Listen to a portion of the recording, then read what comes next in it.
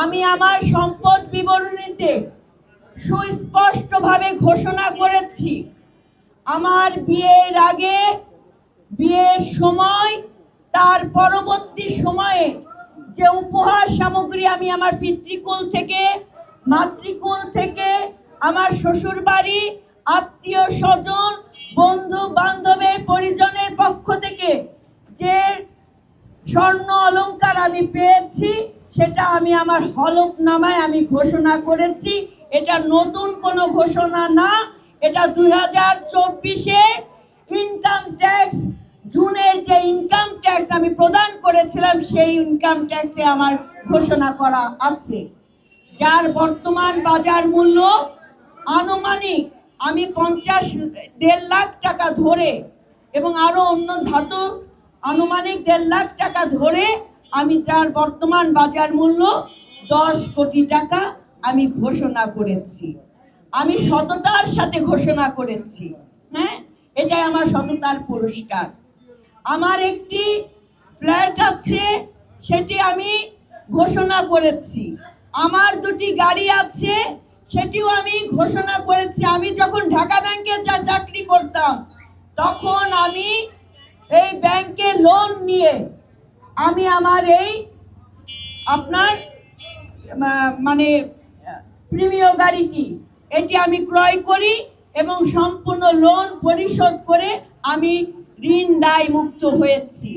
আমি পরবর্তীতে আরেকটি গাড়ি ক্রয় করি, সেই গাড়িটি আমার পার্সোনাল লোন আছে 20 লাখ টাকা এবং আমার কার লোন আছে 50 লাখ টাকা সিটি ব্যাংকে, আমি সেটাও ঘোষণা করে দিয়েছি। আমি আপনাদের উদ্দেশ্যে বলতে চাই, আমরা সততার সাথে রাজনীতি করি, আমরা নিষ্ঠার সাথে রাজনীতি করি। আমি ওই পরিবারের সন্তান, যে পরিবারের আমার বাবা যখন এরশাদের পিরিয়ডে মন্ত্রী ছিলেন, তখন অনেক মন্ত্রী দুর্নীতির দায়ে আপনার কারাগারে জেলে নিবদ্ধ হয়েছিল, কিন্তু আমার বাবার নামে এক আনার দুর্নীতির দাও খুঁজে পাননি পরবর্তী সরকার। তার সততার পুরস্কার হিসেবে দেশনেত্রী বেগম খালেদা জিয়া নিতাই রায়চৌধুরীকে বাংলাদেশ জাতীয়তাবাদের দলে যোগদান করেন এবং তাকে 2001 সালে মনোনয়ন দেন। পরবর্তীতে তিনি 8 সালে নির্বাচন করেছিলেন, 2018 সালে নির্বাচন করেছেন। সর্বশেষ দেশনায়ক জনাব তারেক রহমান তার সততার পুরস্কার হিসেবে তাকে 2026-এ জাতীয় নির্বাচনে অংশগ্রহণ করেন নাই মাত্র, তাকে বিজয়ের মাধ্যমে তাকে সংস্কৃতি মন্ত্রণালয়ের দায়িত্ব অর্পণ করেন। আমার শ্বশুর বাড়ির কথা যদি বলি, বাবু গয়েশ্বরচন্দ্র রায় দীর্ঘদিনের পরীক্ষিত একজন রাজনৈতিক কর্মী, নেতা এবং জাতীয় স্থায়ী কমিটির সম্মানিত সদস্য। তার জীবন যাত্রার মান সবকিছু সম্পর্কে আপনারা অবগত।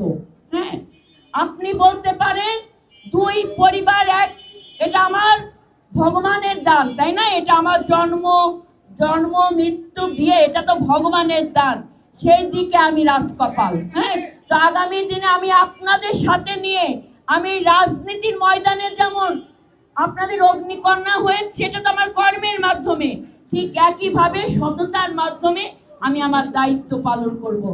অনেকে সাহস করে বলতে পারে না, ঘোষণা দিতে পারে না, আমি সাহস করে ঘোষণা দিয়েছি আরো 2-3 বছর আগে। এটাই হলো আমার সততা।